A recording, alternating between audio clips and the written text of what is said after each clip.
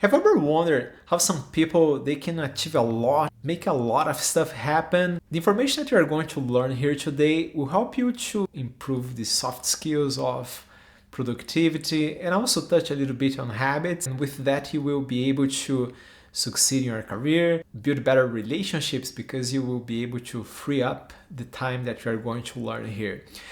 The hint number one is why do you want to become more productive? I believe that if you really want to reach that next level, to upgrade your productivity and do more, you first should think on why, what are the reasons for that? Because sometimes to improve this productivity, it's not only about putting more hours or working more hours, but there are some distinctions that I'm going to teach you here. But first, you need to have a strong why. Is that because you want to spend more time with your family? Are you looking maybe for a promotion in your job? Or are you looking for a new skill that you are building? Are you looking to take maybe a new certification? So once you have that strong foundation, you made that decision and you can see the reason to improve that productivity, we can dive into the next hints. The advice number two is make a brain dump for everything, really everything. I'm kind of a guy that have some different notebooks in some place like my desk, even into my bedroom, because if I have some idea, I just take a note. It's something that I'm not just trusting on my brain to keep all that information on the back of my mind, because that really takes a mental bandwidth if you're just trying to keep everything on memory. That's one of the key foundations when we think about becoming more productive. And that makes me to go to advice number three, only work on needle movers activities. I have different situations in my life, for instance, when working with clients, big projects, and sometimes there are big decisions that we need to make there, and I don't feel comfortable like just to have my perspective, like to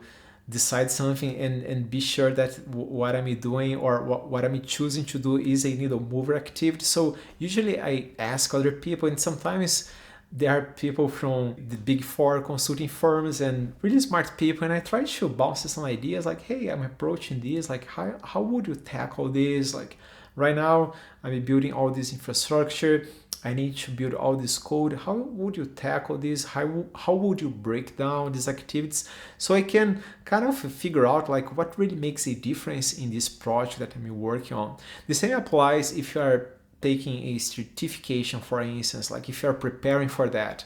And this can really help you to succeed faster and work on things that really matter. In my case, I would make some random activities that they have really, really low value. They didn't move the needle. So why I was spending my time there and sometimes making some overtime work because I was doing things that didn't matter at all. I needed to focus on things that would make a difference, that would make an impact. And even when we look in the tech industry, Facebook is really famous because they did develop this metric there. When they make the performance evaluation, of course they have other criteria, but one of them is what's the impact that you are making to the company. So that makes sure that no one is just making random tasks, but they are trying to work on things that will really move the needle for the organization. The advice number four that I have for you is architect your routines tied to projects. If you're preparing for a certification exam, if you're trying to develop a new skill, you should try to think on your routine, like how I can kind of infuse on my daily routine, the time to prep for the certification, the time to review this material. And with that, you can get some momentum, like, all right, I will do this during my early mornings, and you can have that built into your routine because it's something that is kind of baked into your routine. Like you are doing that on a daily basis. It's part of your day-to-day and will really help you to become more productive, to deliver more, avoid wasting time, like just thinking on what you should be doing because now it's part of your routine, like it's a project that you did decide that's important for you for some reason.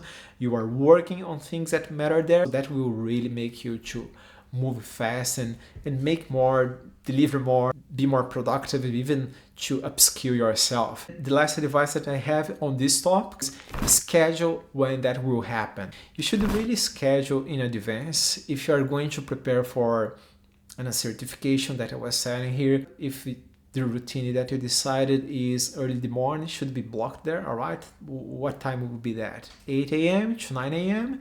And make that consistent, not only for a certification that you are doing, but for a project that you are working in your organization.